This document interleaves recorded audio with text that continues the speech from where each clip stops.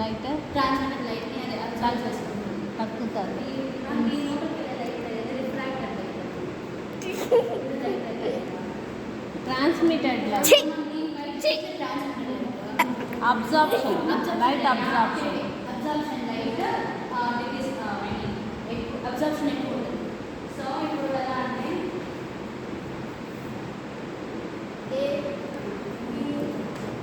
C D E F D O U L K D.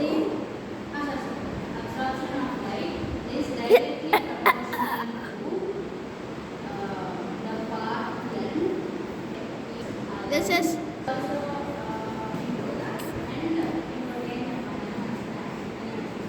Concentration concentration. concentration. Of so concentration of the solution and the length ఎప్పుడు proportional గా ఉంటాయి, directly proportional గా. So absorption కూడా అన్ని రాంగే. absorption ఎక్కువ ఉంటే path length ఎక్కువ ఉంటే concentration of solution కూడా సరే ఇవి ఎక్కువ ఉంటే ఇది ఎక్కువ ఉంటుంది. సో ఫార్ములా చేసాం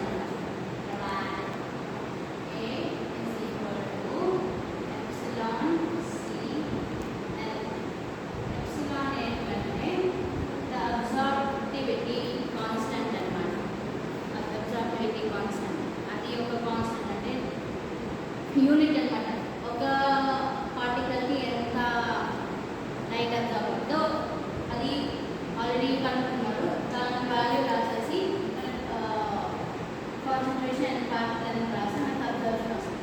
అది మీ ల్యాంబర్ట్స్. అక్కడ ఉంటుంది కదా ఆ థియరీ ఎక్స్ప్లెనేషన్ ఆ సర్కిల్ని ప్రెస్ చేయండి.